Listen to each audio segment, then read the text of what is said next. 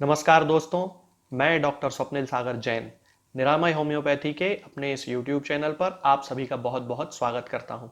दोस्तों, आज हम बात करने वाले हैं स्प्रेन यानी कि मोच के बारे में। तो मैं आज आपको बताऊंगा कि मोच क्या है, ये कैसे हो जाती है और किन होम्योपैथिक दवाओं से हम स्प्रेन यानी कि मोच को पूरी तरह से ठीक कर सकते हैं।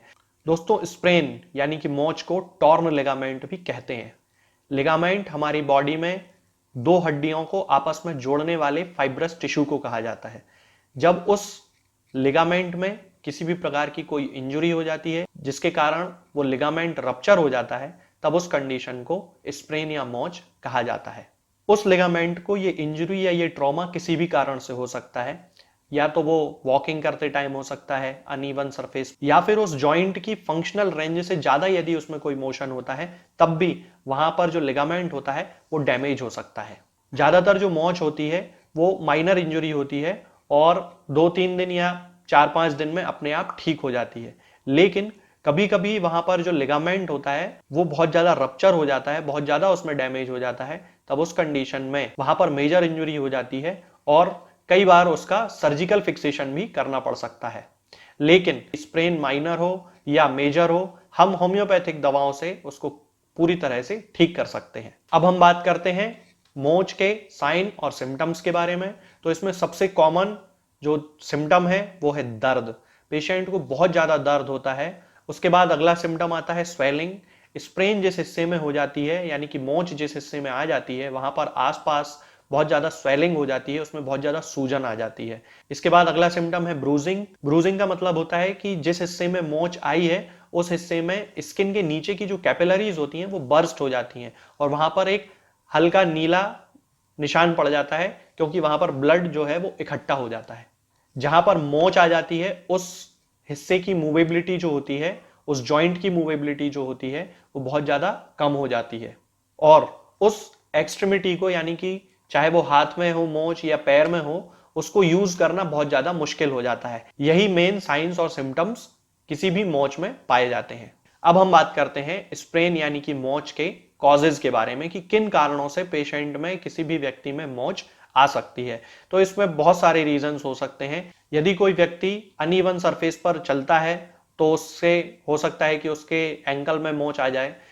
यदि कोई एथलीट है, वो बहुत ज्यादा दौड़ लगा रहा है और दौड़ते समय उसका पैर यदि ऊंचा नीचा सरफेस पर रखा जाता है या फिर वो कोई एक्सरसाइज कर रहा है, उस दौरान भी उसको मोच आ सकती है। इसके बाद गिरने के कारण भी कई लोगों में मोच आ जाती है। मान लीजिए कोई पेशेंट है, कोई व्यक्ति है, यदि वो कहीं गिर जाता है और वो अपने हाथ को एकदम से जमीन पर या कहीं किसी दीवार पर एकदम से रोकने की कोशिश करता है, तब उसका हाथ मुड़ जाने के कारण भी वहां पर रिस्ट में स्प्रेन आ सकती है। दोस्तों, अब हम बात करते हैं स्प्रेन यानी कि मोच के ट्रीटमेंट के बारे में। तो होम्योपैथिक दवाओं के साथ साथ मैं आपको कुछ और ऐसी चीजें बताता हूं जिनका हमें उपयोग करना चाहिए, जिससे कि हम स्प्रेन को पूरी तरह से ठीक कर सकते हैं। ये बहुत कॉमन चीजें हैं और किसी भी प्रकार की इंजरी में इनको यूज किया जाता है। आपको मैं 4 वर्ड बताता हूं, आपको वो वर्ड याद रखना है। RICE यानी कि राइस। तो सबसे पहला इसमें है आर। Are for rest.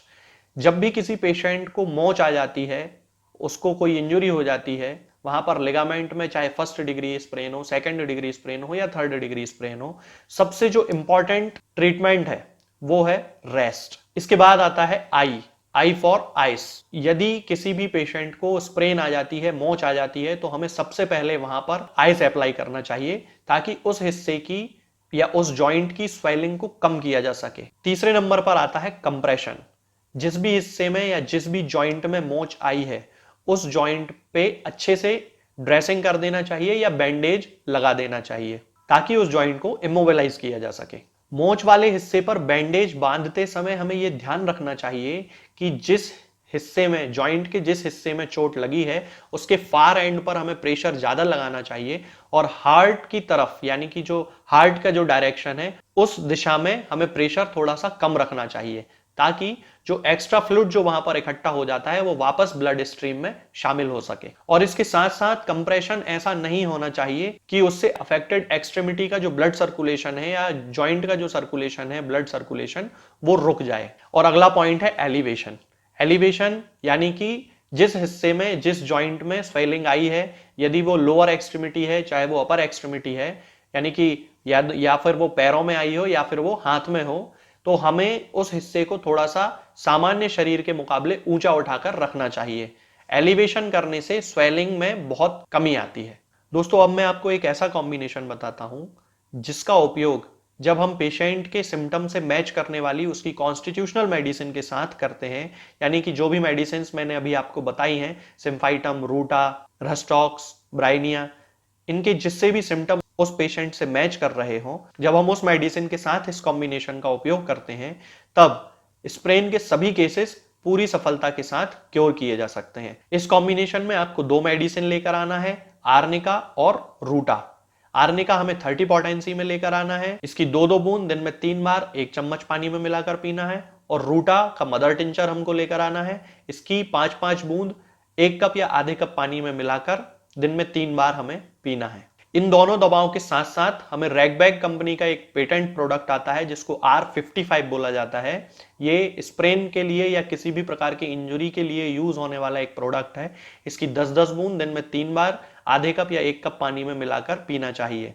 यदि किसी पेशेंट को बहुत ज्यादा तकलीफ है, बहुत ज्यादा दर्द है उसकी मोच के कारण, तब रैगबैक का ही R81 ड्रॉप आता है। उसकी 10-10 बूंद दिन में 3 बार आधे कप या 1 कप पानी में मिलाकर पीने से दर्द में काफी कमी आती है। आगे की वीडियोस में हम बात करेंगे कुछ और नई बीमारियों और उनकी होम्योपैथिक दवाओं के बारे में। तब तक के लिए जय हिंद, जय भारत। दोस्तों, होम्योपैथिक दवाओं को खाने का सबसे अच्छा तरीका होता है कि हम हमेशा खाली पेट इन दवाओं को खाएं। जिन दवाओं को दिन में केवल 1 बार खाना है, उन्हें सुबह खाली पेट खा लेना चाहिए। मुंह में अच्छे से कुल्ला करके, गार्गल्स करके मुंह को साफ कर लेना चाहिए और उसके बाद हमें होम्योपैथिक दवाई खा लेना चाहिए। जिन दवाओं को दिन में 2 बार या 3 बार या 4 बार खाना होता है, उन दवाओं को खाली पेट खाने का मतलब होता है कि हम उन दवाओं को खाने के लगभग आधे घंटे पहले या फिर 2 से ढाई घंटे बाद ही खाएं। और उस स्थिति में भी हमारे मुंह में किसी भी वस्तु का, किसी भी चीज का स्वाद नहीं होना चाहिए, ना ही हमारे मुंह में किसी भी चीज की गंध होना चाहिए, जिससे कि ये होम्योपैथिक दवाएं हमारे शरीर पर बहुत अच्छे तरीके से काम कर सकती हैं। तो हमें हमेशा ये ध्यान रखना है कि जब भी हम होम्योपैथिक दवा खाएं, हमेशा खाली पेट खाएं और हमारे मुंह में किसी भी चीज का स्वाद या किसी भी चीज की स्मेल ना हो। अब बहुत सारे लोग ये सोचते हैं कि हम कच्चा प्याज खा सकते हैं या अदरक खा सकते हैं या हींग खा सकते हैं या इलायची खा सकते हैं या नहीं। बिल्कुल, आप इन चीजों का इस्तेमाल कर सकते हैं। होम्योपैथिक दवाओं को खाते समय आप इन सभी चीजों को बड़ी आसानी से खा सकते हैं। बस याद ये रखना है कि जब भी आप होम्योपैथिक दवा खाएं, इनमें से किसी भी वस्तु का, किसी भी चीज का स्वाद आपके मुंह में ना हो। यानी कि जब भी आप इन्हें खाएं तो इनके खाने से या तो आधे घंटे पहले होम्योपैथिक दवा खा लें या फिर इन्हें खाने के 2-2.5 घंटे बाद, जब कि आपने मुंह में अच्छे से कुल्ला कर लिया हो, अच्छे से गार्गल्स कर लिए हो, तब इन होम्योपैथिक दवाओं को खाएं। तो आपको हमेशा होम्योपैथी के सबसे अच्छे रिजल्ट देखने को मिलेंगे। लोग गलती यही कर देते हैं कि वो प्याज खाना छोड़ देते हैं, कच्चा प्याज, लहसुन, अदरक, हींग सब खाना छोड़ देते हैं, लेकिन फिर भी उनको मुंह में सफाई ना होने के कारण होम्योपैथिक दवाओं का अच्छा रिजल्ट देखने को नहीं मिलता है। ये होम्योपैथिक दवाएं आपको किसी भी ऑनलाइन फार्मेसी पर या आपके घर के नजदीक किसी भी होम्योपैथिक मेडिकल स्टोर पर बड़ी ही आसानी से उपलब्ध हो जाएंगी। ये दवाएं हर होम्योपैथिक फार्मेसी पे उपलब्ध होती हैं,